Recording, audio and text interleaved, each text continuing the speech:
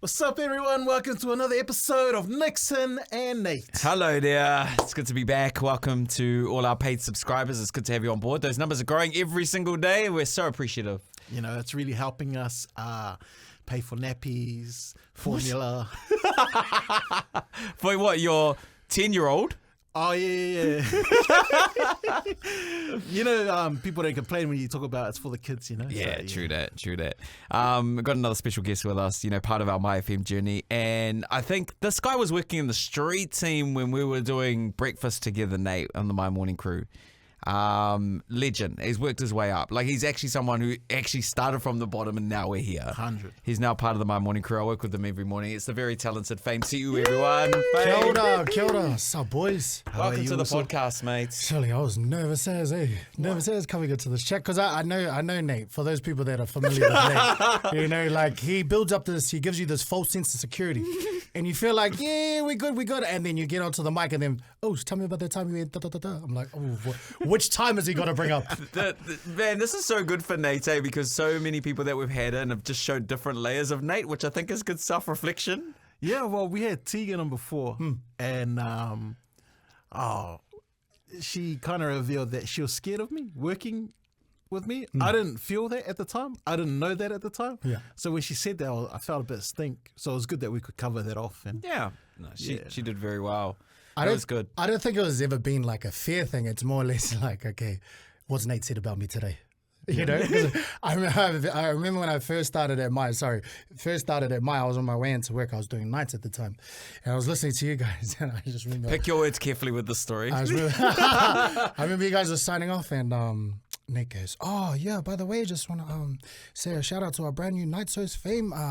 It's good we've finally got someone that's a member of the gay community on the station." I was like, my boys start texting me like, "G, is it true? Is it true?" I always thought something. I was like, "Hey, whoa." You know, at that time I was very immature. Yeah. And there is absolutely nothing wrong with, you know, if that's the way you are inclined. But those were some very immature jokes back then, which I've apologized for.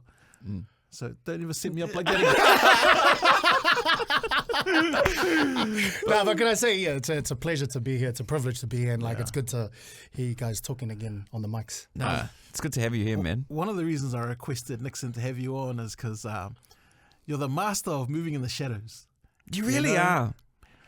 What do you mean by that? I mean, you're front and center on the biggest morning show in Auckland, but we still don't know anything about you, you know. And you know, I'm excited for you, and I'm happy for you that, you know, you're currently with a loving woman, and you're proud to talk about the relationship. But you give so much away without giving anything away. Right. Because, like, the one thing I've learned about Fame, and before you talk about your journey, is that you've done so much. You're like an onion, man. You have so many different layers about you that I just want to, you know, pull apart one by one, so then people really understand who Fame is.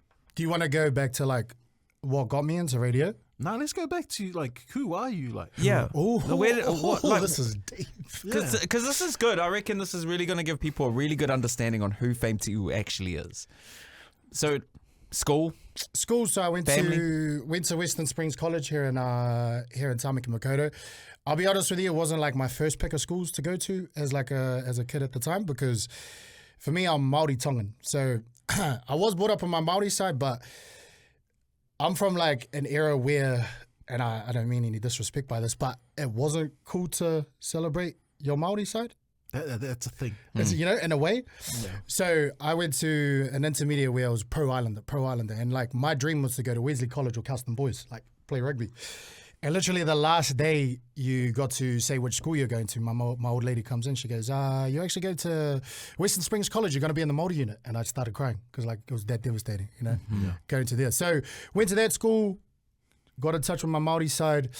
They told us, like everyone does when you get to 7th form, what do you want to do once you finish school? And they said to me, you've got this amount of credits. If you do this paper here, you can go to AUT and study a Bachelor of Health Science and Nursing. Oh, what? So I did that course, and then went to AUT for a couple of years.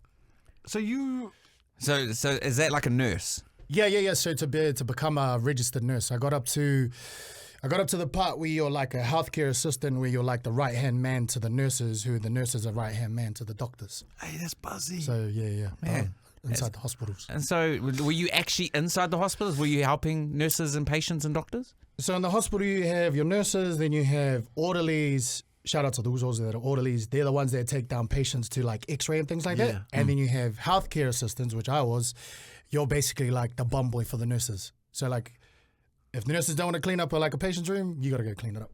Wow. If someone needs assistance to go to the bathroom, you got to go assist them, take them to the bathroom. How far were you away from being a nurse? So I had one more year on my paper, but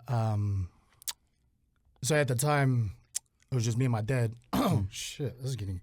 It's just me and my dad. My dad lost his job, so then I had to go make some money. So left uni. Sorry, it's just you and your dad? Yeah, yeah. Where's your mum? Old lady. What are we now? Old lady passed away when I was 16. Oh shit, man. 16. So it was me and the old man, probably like 16. Or years ago, until last year. Now the missus has moved in, so all three of us are family at home. Yeah. Wow. But what's it like with like, and feel free to like, go as deep or as shallow as you want with this. But like, mum obviously sadly passing away, 16. Like that's heavy for a 16-year-old man. But I think I've heard Nate mention this in a podcast, another podcast before, that like for us Pacific Islanders and Māori, we lose our innocence at a young age. 100. So for me, I kind of had really gone through quite a bit before that had happened. So like it was a big deal at the time, but for us it's like you got to get over it and what's next, So that's always been the type of. It was hard. You don't have the luxury to mourn as long as you should. No. Yeah.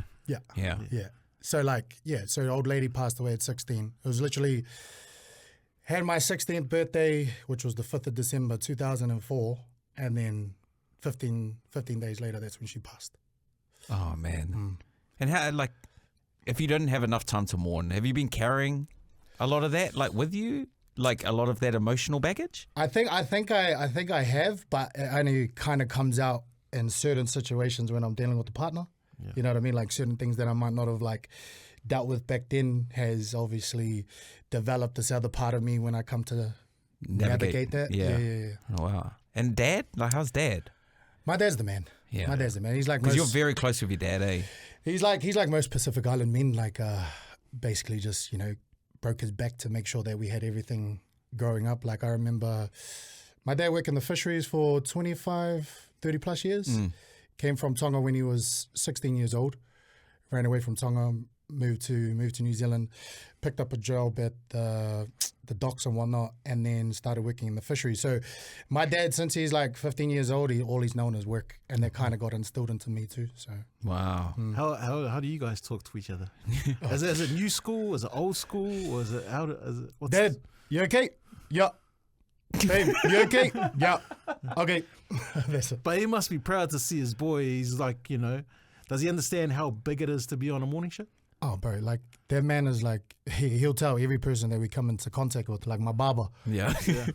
Sally, Dino, this guy's on the morning show. I'm like, Dad, Lex. Yeah. Nah, he's proud. Yeah. I love the fact that you move together as a unit. Like, as long as I've known you, Fame, like, it's always been Fame and his dad. Yeah.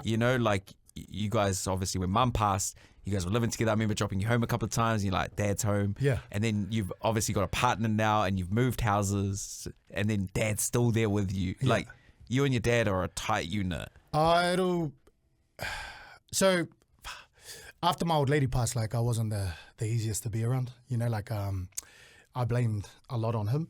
So, it was one of those things, probably from 16 to 25, didn't really have a relationship with him. Like, we lived together, but we weren't really, and it wasn't until life catches up and you mature and it's like, bro, he lost someone too. Grow up, mate. He lost someone too. So we kind of like mutually bonded over that. And since then it's like, me and my dad, ride or die. Yeah, I love that. Has he, because I think about this a lot, like if,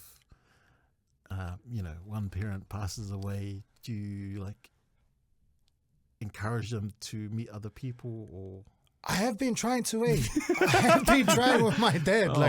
Like there's been a couple of times where we'll have like a cousin's like 30th or something, and I'll take the old man out because Bro, like the thing. Wait, are you trying to get old man to pick up at a cousin's? Bro, Bro, dangerous territory, man. Hey, nah, it was You're at tongue a, me.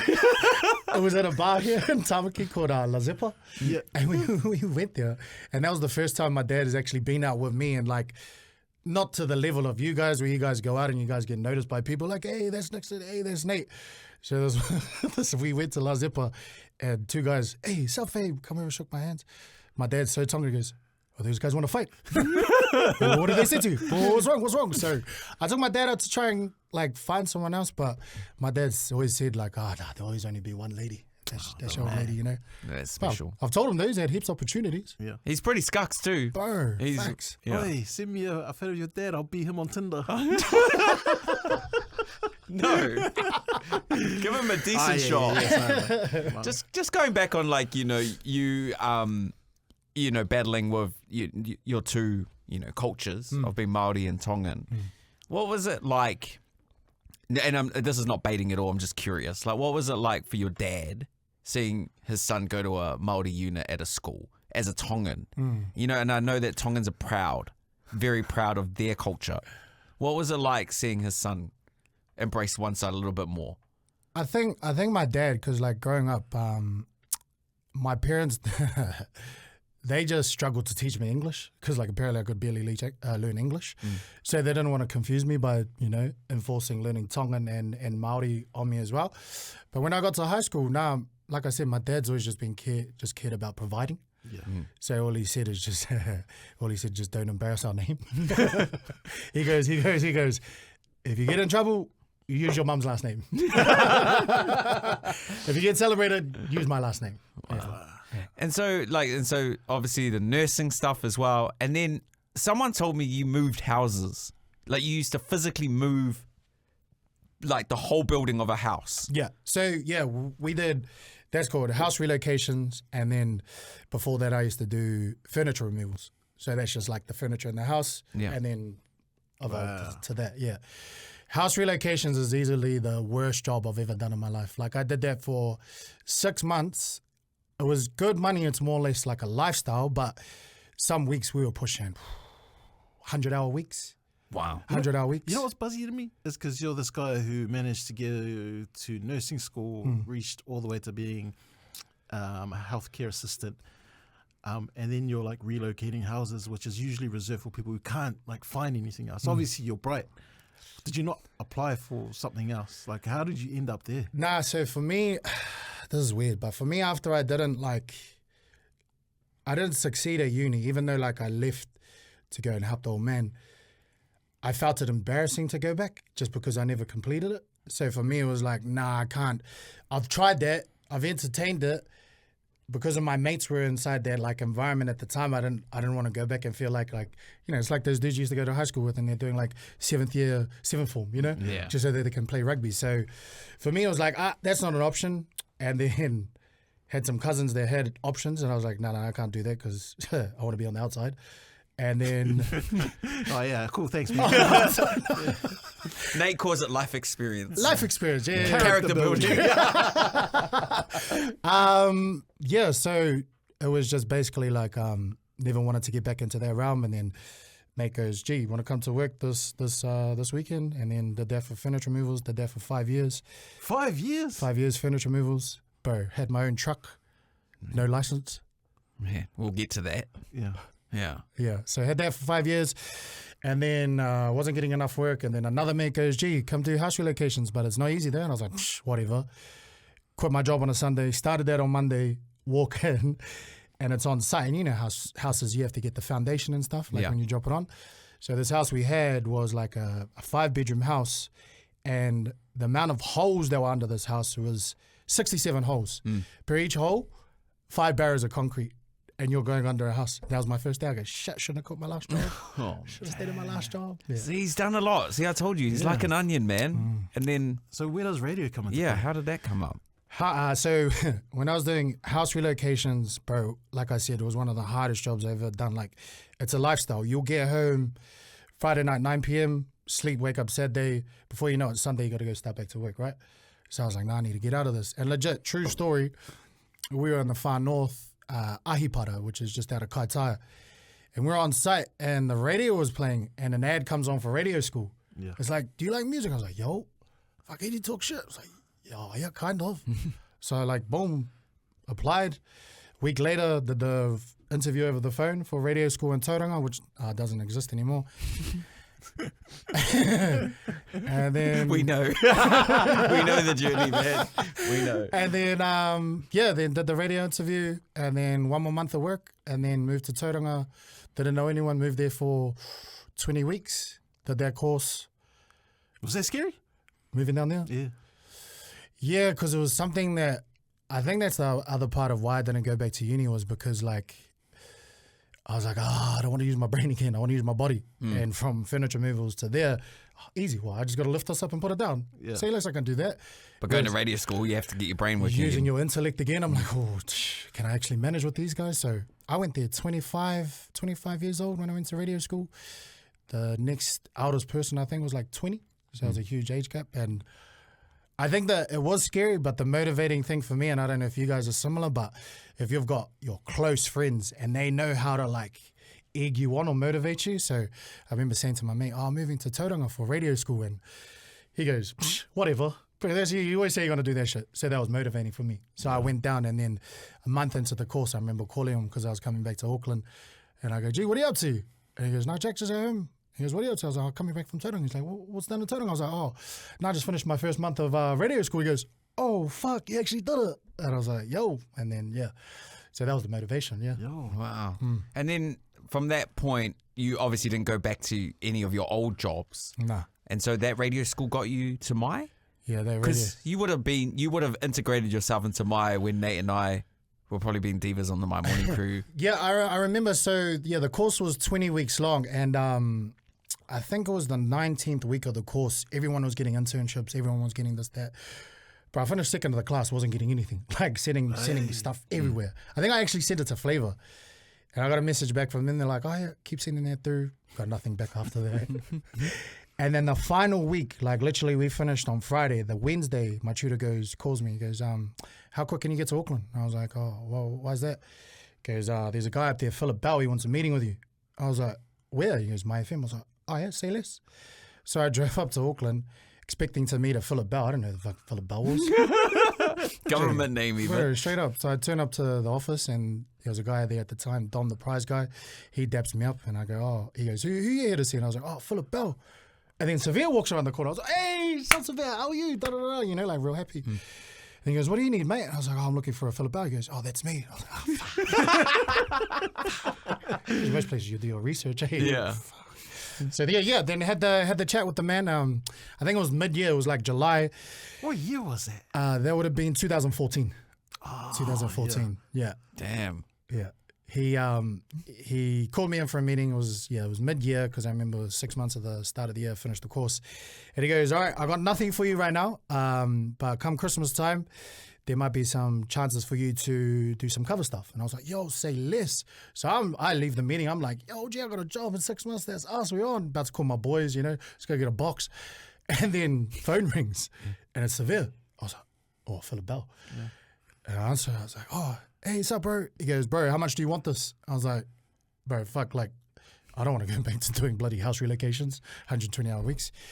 He goes, I got nothing right now, but if you're keen, come into tomorrow. I'll show you how to seg shows or whatever there is, do mid-dawns, and then we'll see if anything happens from there. Did that, and yeah, been here ever since. Wow. That's crazy. 10 years ago. Lucky. Shucks, man. So proud of you, bro, because obviously, like, you know, we've worked in the same arena, but never together on a show before. And it's been very refreshing coming back and like learning more about you. Because I think it's universally known that Fame is a really nice guy. Yeah. Like everybody knows that. Like Fame's the man. I've got a different. No, but like I think within the industry, like a lot of people, like Fame's the guy, right? Yeah. You know that he will always be there. He will have your back, but you've just never let anybody in. You know, and like that. One of the main things, and I remember telling Nate when I said that I was coming back to Mai, I was like, I'm gonna unlock this dude. I'm gonna try and figure out how to unlock him. What are you worried about? Yeah, what are you worried about? What do you mean in terms of like what I show? Yeah. I don't know. I just feel like I ain't got much to show, to be honest with you. Like, if I'm being completely honest, like I always give. But we spent 20 minutes talking about a crazy journey of life that you've gone through. Yeah, but like everyone's got a story. Here's the thing. Everyone's got a story, so. The fame I know. No, I'm scared. Over to you, I'm Nate. scared. You know, probably at the peak of my partying powers. You were there with me, man. You know what I mean? And I never, obviously I don't throw people under the bus. We're all clear now. Everything's done. I've gone through, done my legs. All good. Fame's sitting there going, are you incriminating me? I was like, gee, which story is this? Which story is this? No, but what I'm saying is like, I felt like at the time, like you were the worst drinker I've ever met. And I'm wondering, I'm like, you're settled down now, you got a missus. Like, has that changed or are you still the same? Because there were a couple of times where we will go out and then I'll have people come meet me and we'll look over on the other side of the bar and I'm like, man, I think Fame's about to get bucked. And then I'll step in there and these guys from like a different crew, they're like, oh, do you know this guy? I'm like, yeah, that's Mosul. And they're like, oh yeah, no, all good. I'm like, why? What are you going to do? And then I'll go walk to the side with them. I'm like, no, I was going to give him a Actually, I do remember the reputation of you being a bad drinker. 4 times I've had to step in. Didn't you need a support person? Yeah, it used to be your guys old mate on the show, Ryan. Oh, Ryan, yeah. There was one, like this is a true story. I think we were at a bar called Infinity and one guy had a side bag and I saw him reach for it and then one of my friends goes, Docs, over there. I looked over and I think you had just like spilt some water on him. Oh, God. And I went and I hugged the guy and he goes, what are you up to? I go, come over here, Docs. And then he came out and I was like, what do you got in there? He goes, do you know that guy? I go, what are we going to do? And the guy had a handgun in his side bag. Did you know that? No. Okay. Wow. Yeah. The only person that knew was producer Ryan because he saw it. And then I said to him, don't tell Fame, don't freak him out. Yeah. And then, like, because... and now you just casually bring it up on a no, podcast. Because everyone's drunk. And then you don't know who's carrying these days, which is why you don't know. You're like, you got to be careful when you go out. Yeah. And then when I saw that, I was like, man, I need to talk to this guy. You know? Like, it had nothing to do with me or anyone. There's just people walking around with guns now. Hard. Yeah. So what your question was like, has they changed now? Yeah. It's changed because I don't do much anymore. Yeah. Like, I think it was like 3-4 years ago, I finally realized, fuck, all the bad shit that's happened in my life has all been due to that. Yeah. So I had to, like I said to myself, okay, if you're going to do it, try not to do it too much at work, do it around your boys, don't do it out in public. So naturally over time, I've just kind of like lost interest in it. But in saying like, has it completely gone? Probably not. Because man, probably not. You're ruthless. Like that's what I remember. Like you know what I mean? Yeah. It's like, man, this guy and his hood rat activities at a nice bar. Yeah. Like we'll be at like a work function, and I was like, oh man, I can see the hood rat coming out. I'm not making excuses. I know I've never had like a great relationship with the drink and like, you know, bad relationship with it. But wait, what? Did you just say you've never had a bad relationship? I've never had a good relationship. Oh, yeah, never had a good relationship.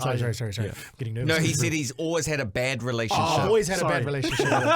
And I think getting into radio, what I bought with me from my like labor years is like you do the job, you get on the piss afterwards, right? Yeah. You work 80-hour week, you get on the piss afterwards, right? I got into this industry, and you go to parties, and it's a free bar tab. Hard. I'm like, bro, I tell my boys, I'm like, gee, you want to come?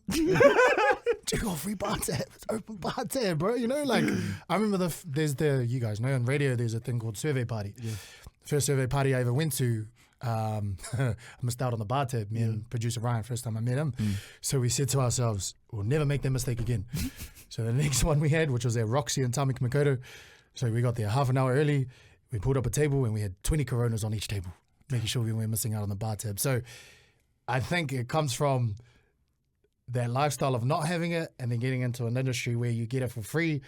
And then I finally realized after like 8 years of messing up that, mate, you're not in the same business that you used to be in. Yeah. You can't continue to live that way or move that way. And as you age, the alcohol tolerance kind of... it's dropped a bit. Yeah. There was there's all these things that happen that you don't know about. Oh, man. I think there was one event and you brought one of your boys. Oh, I know this. And he was wild. Oh, he geez. just like, he was touching girls, da-da-da. Oh, no. And then I had I hope he's changed his ways. Yeah. He's changed. I had a chat to him and he kind of just brushed me off. But then he kind of just pushed me to the side. But then I was there with some friends of mine too that saw it. Yeah. And then they came up to me and they're like, all good also? I was like, yeah, all good. And then I was just talking to Fame and some of our other My FM workmates. And then I saw my friends walk over to him. Yeah. And they walked over to him and I was like, ah. And they went up to him then I go, hey, Docs, I'll smoke a joint. And he was like, yeah, key. And they're like, come sit in the back of the car. And then they took him to the car, opened the door, they put your mate in it. Yeah. One jumped in the back next to him, and then I just got to the car before they closed the door. I was like, nah, let him out. And they're like, oh, let him out. You We nearly had him! Yeah. Oh, they were about to go drive him somewhere and bop him. I was like, oh, nah, let him out. See, I'd love to say that was my friend, but there's my younger cousin. No, bro. Again, I hope he's changed his ways. He's changed now. He's found the Lord. Yeah. He's found the Lord. He's married now. He's got 3 kids. Hey. Yeah, he's good. Oh, He's well good. done. Yeah, he's good. I mean, again, character building. His wife realized I was the issue, so kept me away from him. Man. I love where you're at now, and that's I think one of the things I said to Nickson is like, man, we got to get this guy on the show because I remember you back then, and now I'm loving what I'm hearing. You know, you just sound like this person I don't know, which is why we're trying to get to know you better. Yeah. You getting married soon? That's the rumor I heard. That's the next thing on the cards. I was going to try and do it last year because we went overseas. Yeah. But it's always been a big dream to go to New York. And my partner, she's like great with money. So she goes, if you want to do that here, this amount of time, you need to put this amount of money away, boom, boom, boom, boom. So we went to New York and London, and I was going to do it in New York, but I ran out of money. Hey, So can't take the old fame away from the... So that week before we went, I asked on there, do girls actually care about the ring when you propose? Turns out, yes. Yeah, of course yeah, they do. so- I've always wondered that. Eh? It's supposed to be a third of your yearly income. What? That's how much the ring, I think it's a third of your So annual income. if you were going to propose now, you would pay $200K? Shut up. Huh? Shut up. Who are you asking, me or Fame? Yeah, no. So yeah, didn't happen last year, but I am very confident in knowing that this is the woman that I'll spend the rest of my life with. Yeah, She's great too, man. Nicola's awesome. She's a really good for you. I think I remember when Nate came back. Remember when you guys did the reunion show? Oh, yeah. What, before I went to jail? That was the second time, eh? That was the second I time. already got out of jail and I thought it was all clear. Like I hadn't seen Nate in ages. Yeah. I was like, Nate, and he's like, hey, how are you? I was like, I think I didn't even say hello. First thing I said was, I got a missus now. like it's a measure of success. Like, gee, everyone's got, like, most people got missus. G. No, Be happy, man. No, I think it is a measure of success, bro. You found your person. Like, and she obviously loves your dad as well, and you become like a little tight little unit, which is awesome. Nah, they're great family. Yeah, British. Have you met her family? Oh, yeah. Bro, they have couscous in there. They go on like family retreats. Gee, I've never found myself saying thoroughly so many times in a sentence. Thoroughly enjoyed that, Lynn. Can I have another round? Can I just bring up something? And like, because I feel like there's been a lot of people that have taken it upon themselves to shoot strays your way. You joining, especially the My Morning Crew. I feel like, there's been some comments that were made, whether you've read them or not, that I feel like are not validated. Like they weren't called for about, the seat that you've sat in now. Formerly Nate's chair and then Jordan's chair. Yo. And now you're in it. Yeah. Like on a personal level, like with the fame facade off, how does you as just a normal human being that's just out there just trying to support his family, like talk about your feelings on that. Like, how does it make you feel sometimes? And like, what sort of pressures do you feel like are on your shoulders from the public? That's a good question, And how do you deal with it? I think I'll start with the positive side. So like, can I talk about how it happened? Yeah, bro. Yeah, go Hundies. So, because there's a journey to this. Yeah. Literally, the day the staff meeting happened about the Uso, Jordan. Yeah. And the move there. So that happened at a staff meeting. 5 minutes before the staff meeting, I find out about the potential role. Yeah. Of going, And I said to management at the time, I go, bro, like, whatever happens in here, can you just not mention my part? Like, just, gee, like... Because you hadn't even accepted it at that point, eh? Fuck no. Honest to God, I said no. I said no at first. Straight up. I was like, I'd always said to myself, like, if I ever got into that seat, I'd always want to take something that I had built into there. I never wanted to go into that seat as just like a replacement. Not that I was a replacement, because you can't replace that kind of talent, you know? So, yeah. So for me, I said, gee, don't mention it. Just, you know, announce what you have to announce. Do that. Get into the bloody meeting. It's tense as the person at the time announces what happens. And then, like, it's awkward. And I'm like, yo, sweet, dodge the bullet. And he goes, and taking his place will be fame. Oh, what the... In the same meeting. The same meeting, After G. you just said don't. After I said don't. How come they... I felt like it was a filler at the time. Like, no disrespect to the Uso at the time, but I can imagine that was like one of his first responsibilities in filling that role. So he was quite nervous about it, and when he didn't get the reaction, I don't know what kind of reaction he was looking for, but when he didn't get the reaction he was looking for, he was like, shit. Bring it up. Maybe this is positive, or maybe I'll throw fame under the bus and direct the traffic that way. So, yeah, that's how it happened. Yeah. Because I feel like it was a bit of a I'm still on the payroll, so I got to be respectful. But I just kind of feel like in that circumstance, in anybody's situation, right, no one gets justice in it. Like like everyone that's a bystander sitting there going, okay, we feel sorry for Jordan, but also we want to celebrate fame, so your emotions are conflicted, right? And you asked, you go, how do you deal with the pressures and stuff? So, like, yeah, it didn't start off on the best foot, because I remember leaving that staff meeting and I was like, fuck, that sucks. Like I felt like there was something that, you know, say like a month later or 2 months later, you know? So then inadvertently I just felt this, like, I don't know, like wave over my shoulders of like, fuck, who do you think you are going into that role? Why? So you're like in the thoughts That's in were my telling head. you. That's in my head. It's like, gee, da da da da da, you know. And then I think we had like, that was the tough thing. We had a photo shoot or something. Oh, no, this is the day after. So the day after, announcers on there, public knows, and then we have a like promo thing that we have to go to at Culture King, South Auckland. So we go to that, and obviously the public knows. And my dumb ass, like, I'm already feeling a type of way, got my own voice inside my head, and then I jump on Twitter. And bro, Twitter's red flags. Yeah. So I jump on Twitter and they're like, bro, they just, you know, got rid of the toko bloody idiots. If they fucking put that idiot fame in there, I'm never listening to my FM again. And then I was like, oh, surely that's just the one. Clicked on the comment. 50 comments. Holy. So yeah.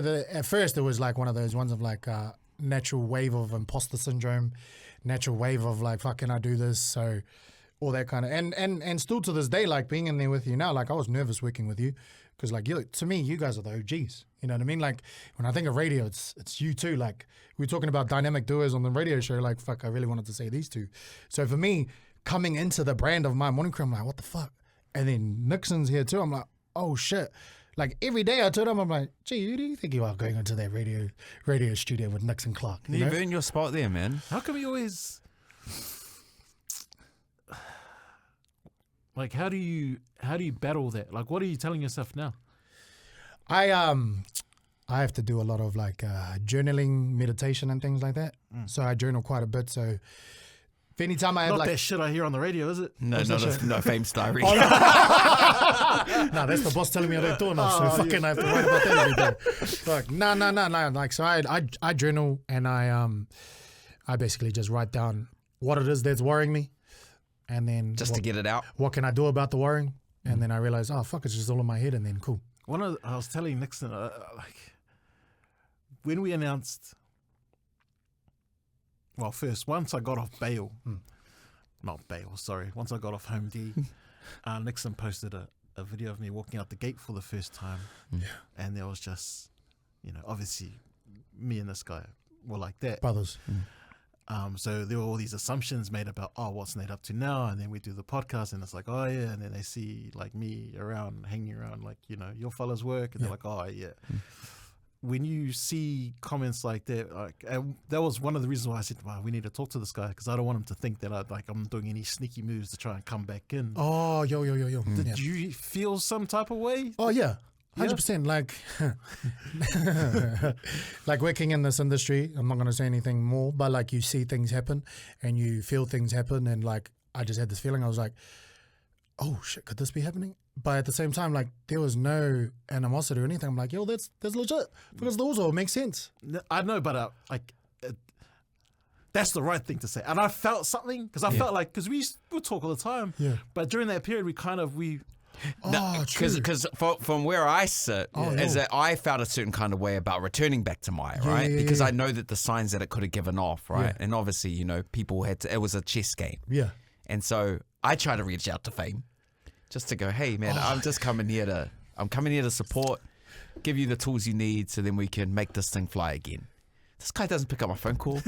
I'm messaging him. I ring Troy, our producer. I ring Tegan. I'm like, why is this guy not picking up his phone? Because you got announced to come back to Mai, I think, maybe the day before I got off my bracelet. That's right. Yeah. So the timing of everything, it's like, hey, and I'm like, wait, no. Like, it's not happening. No, a lot of people were asking, hey, if Nickson's coming back, is Nate coming back? But obviously, it's Fame's seat.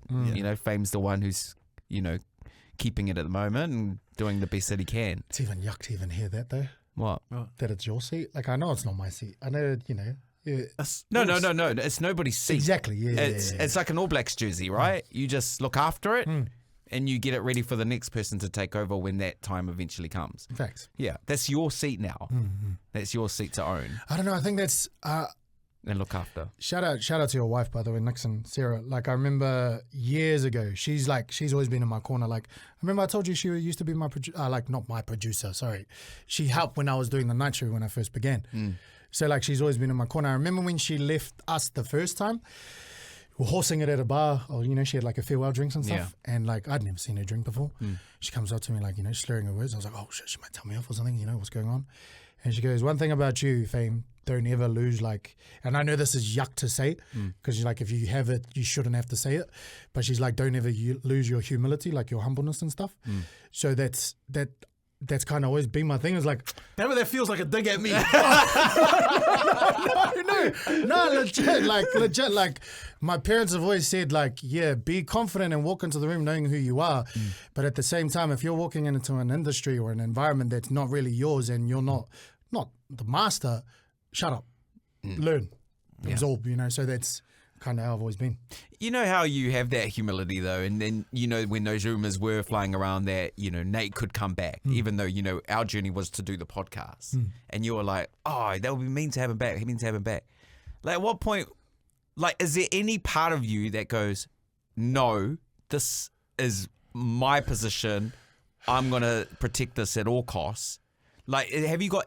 Because I don't want people to think that you're just like a happy-go-lucky kind of guy, like, hey, if I get moved to the side, I'm sweet. Or is that just you're just happy wherever you land? Bro, honest to God, like, my main like mantra every day is just an attitude of gratitude. So I'm just always grateful for anything, So like, getting the opportunity of being in radio for one was huge. I didn't know how fucking long it was gonna last. If you told me like my goal of getting into radio was end up on the breakfast show, I'd be lying. Like, I just didn't want to go back to house relocations. Like, that's always been my motivation. And like, even getting promoted to drive, I was like, oh fuck, this is real. Oh shit, like, because with me it was just a job. And then I realized, oh fuck, you actually have to give a bit more of your personality. So I was like, at the time, like you said, like, going out, hood rat ways, that's easy to, front. But then getting into this, I was like, oh, this is a bit of a change of pace. This is like a different environment to navigate now. Yeah.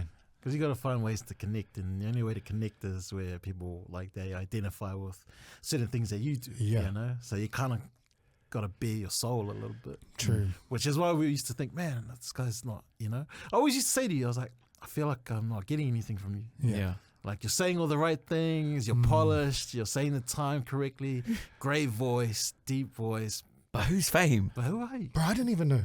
Straight up, at the time, I didn't even know. Like, that's why I'm not articulating the best, but like, me getting into radio was just the change of jobs, So like, for me, bare minimum, all I knew was like, and this is no disrespect to anybody trying to get in the industry, earning their stripes now, but like, for me, it was just a change of jobs. Yeah. I never actually knew the magnitude of how far I could go, or the potential of how far I could go, So for me, I've always kind of just been like, and then when Drive happened, I was like, oh yeah. And then I felt comfortable there, for 8 years. And then when Morning come around, I was like, oh shit, it's real now. Yeah. One of the best things about working with Fame at the moment, Nate, is that I think over the last couple of months that I've been working with him, this has, like, if you just turn on his mic and just say, Fame, just have the ability to talk and talk about whatever you want, so people can learn. I really think he's embraced that. I really feel like he has in the last couple of months. I think even sitting next to him every morning, I'm learning more and more and more about fame. You know, there's going to be, I'm trying to figure out where his boundaries are, but I think we're getting closer to it. Do you have like, when we started our breakfast journey, we had to have a meeting and there's certain things you can't touch. Yeah. I don't even know what mine were. I don't think you had. I think we were pretty, we kind of just vibed it because we'd known each other beforehand. True. All I said is I'm free game, but if I'm free game and you come for me, I'm coming for you. Got you. Yeah. So with me, Do you have anything? What's Is yours? there anything that you just can't touch on? I think for me, it's always been the old lady. Yeah. The old lady. But We always let you bring that up. yeah, you but know? I've come to a point now where I've realized, like, on the morning show, like there might be other people that don't have both of their parents. So like, if you have the ability, I don't want to get deep and meaningful with it, because going back to the start of the podcast, like everyone's got a story. No one gives a fuck about your story. Shut up, mate. So like, But it's about being relatable. It's about going, hey, someone else that's in that same situation feels heard and feels seen. So you might be doing them a service. yeah. Yeah. It's funny because like this is my bar, my filter. It's the same for both of us. Like before you talk about something on the radio, it's like, just ask yourself, who gives a fuck? So sometimes I'll hear people talk. I'm like, who told you people give a fuck about that? True. You know? Yeah. But I think you take that too far, where it's like, no one gives a fuck about anything I say. That's how I feel. That's how I feel. But that's what pisses me off. I'm like, bro, give me something. Yeah. You know? Like, yeah. And I think that the beauty of what Nate's taught me in the past is that I'm very quick if someone tells a shit story to go, when? We started that shit. Yeah. It's like somebody talks for ages, like, bro, like, do you hear this? And they're like, oh, what is it? Like, does this excite you? Because it doesn't excite me. Yeah. You know? I think the thing for me is like I've always just wanted to occupy that space of on air of just being the idiot, the funny, the laughs, never get into well, fuck, I don't get into anything, but like just always be that surface level, just have a laugh at me kind of guy, you know? Yeah. If I can make someone laugh, like whether that's at me or something I've said, then happy days, you know? But you never wanted to experiment in the deeper side of that. I mean, if it comes down to it, like, this is the first time I've ever been asked like that type of question about the old lady and stuff. So it's the first time I've actually ever spoke about it openly, you know? It's an attractive side of you, man. Again, I just think it gives people more reason to love you and to really understand who fame is. If you got told to reset what your character traits are for the show, Yeah. how would you redefine yourself? What do you mean reset? We haven't even set anymore. Well, that's what I'm saying. Yeah. You know, like, what do you want to, like, what do you actually want to do? Not what's easy and safe. Because one thing that's why. And there's no wrong answer. Yo. There's no wrong answer. Because surely you wake up in the morning and go, fuck, I want to talk about this today. Because I know someone will give a fuck about it. Yeah. A lot of the times people don't because they don't want a target on their back. But I'm like, fuck it. Well, for me, like the things that I want to talk about at the moment is probably boring to a lot of people because NBA playoffs? No, but again, right? If that's your thing. like relationship shit. You know, like for me, where I'm at in life right now, 10 years ago, this is what I wanted. Not necessarily like the radio career, like I'm grateful for that, but just being able to stay in a nice home, like a decent home, take care of my old man, have a girlfriend, keep the lights on, have food in the cupboards. Like when people go, gee, what do you actually want? Like I love it when people are aspirational and they want this, that. Like, gee, I legit just wanted that.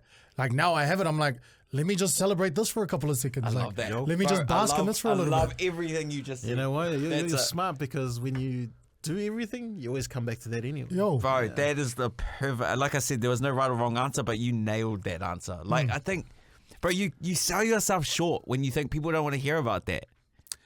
yeah. Like, Nate and I were just like, bro, the guy's on. Like, as soon as you said that, let him celebrate his moment. Because, you know, Nate, you've been inside their studio before with other I'm glad you said studio. with other co-workers and Nickson and stuff, and like the topics of conversation sometimes and they might not relate to, you know, like, and this is no disrespect to the team, but like could be talking about like investments and and homes. Oh, that's the biggest misconception about being in this job, as you might hear someone talk. Like, let's say you get a finance guy on, and you sit there and you go, I don't know anything about this.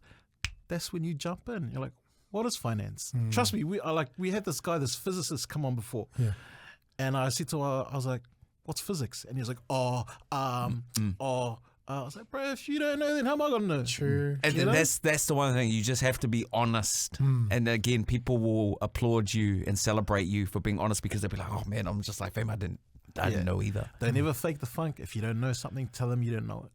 Trust me, there'll be a million other people that don't know it either. Yeah. Instead of sitting there going, that's The index button. oh yes. That's the worst thing. Yeah. I mean- Loom, is that the investment? Oh, bro, we're still talking about Loom. Wait, I remember when you guys opened that up on the show to talk about Lou, Hey, mate. my name is Sorry. I know that you wanted to celebrate those moments that you wanted growing up, you know, to have a girlfriend, look after dad, be living in a nice house, right? And we want to give you that moment to celebrate that. But we asked Tegan the same question. Like, if it was your decision, how long is like Mai FM going to be a part of your life? Like, how long do you want it to last? Have you got like a time span on it? Do you know when to call it? Because, I mean, I called it and I came back. Well, privilege. Circumstances. I don't know. Like, bro, if I'm being honest with it, like, being honest with you, sorry, like, I probably have weekly thoughts of, fuck, how much longer have you got? Or, are you bringing enough at the moment? Or, fuck, you've earned it now, but there's the next are there. They're up. Like, dish. You know, like, to me, that guy's ready to go. To me, he's the future, you know? So for me, like I said, I've got everything that I want now. Obviously, I need a wage. If I do leave, I need a job that can... Yeah. When I heard Tegan and you like talk about your answer, I think about like, you know, from someone that's on the outside, I'm like, you should not be thinking about that. You should be thinking about how I can stay in this for as long as I can, because trust me, there are not many jobs that pay you well for doing this. Yeah, true. 4 or 5 hours a day, you know? Yeah. I think you got a lot of time left in you, man. I think you just really need to just let loose. Just let loose. Just, bro, just be fame. Just speak your truth. Not hood rat fame. No, not hood rap fame. No. Keep that guy away. I think you missed the last edition of Hood Rat Fame that I got to experience when I took over DJ Severe for a bit. Was it bad? Yeah, one of them smashed a window at a restaurant. Oh, gee. Oh, bro, what? I still to this day have no idea who did it. But Neither. it was one of 3 people, and Fame was one of the 3. I had to sit them down with a security camera. I was like, which one of you did this? Was it what? At our old building. Yo. Damn. Yeah, but, you know, I think after that, bro, you've cleaned up, man. Turns up to work on time. Pashes his missus in the car for 15 minutes before he walks in the building. 15 minutes. Yeah, bro. Every morning. Don't leave me. Don't leave me, please. Don't leave me. That's a whole full body session in 15 minutes. Man, I'm very proud of you, Fame. I've got a lot of respect for you, man. Yeah. Oh man, I'm just excited to see where you take this, you know, and I hope that you just start with that, you know, like we're both on the opposite ends of the spectrum. Your humility is next level. Like, obviously, I need some of that in my life. And the only reason I don't have it is because we come up at a time where we were expected to as brown men. Whereas I would walk into a room with white people. No offense, Mike. Bro, he's Asian. Oh, shit. My bad, oops. My bad. But you know what I mean? We had to make noise to get noticed. Yeah. Which is, I was like, fuck this. I'm not doing the humble card. I'm not doing the humble islander thing anymore. When I walk in a room, I'm like, fuck you, I'm better than you. Let's go. You know? Yeah. And I want us to stay that way. Otherwise, we get lost in the mix. Yeah. Obviously, not to a point where you're like on the front page of the Herald, but like just Find the middle ground. find the middle ground. Yeah. But no, you're doing so well, man. And you definitely deserve those flowers, you know, when, you know, you do something great. Because I feel like, you know, you don't want to lose someone with your talent without tapping into the full talent, you know. And I feel like there's so much more for you to give and so much more for people to hear and connect with. You're doing good, man. No, I appreciate it. It means a lot to coming from you guys, because you guys are the OGs when it comes to radio, bro. I find that shit offensive. Why? No, like Fuck, like just goats, like, then goats, Nah, not even that, man. goats. We were just a product of our time. We're a product of our time. Fucking Nickson says he can't dress young anymore. I'm like, Oh yeah, no, I haven't told Fame that yet. oh what? Oh no, Sarah told me my wife said that I have to start dressing my age. Do you, bro? Do you? Hey, the blessings of still being young. Shana. How old are you now? Gee, 35. 30, I know. 36 at the end of this year. Still passing for 15 minutes. See? A lot of missed time. Appreciate you coming on, Oz. You're the man. Thank you, brothers. Thanks, bro. Thank you.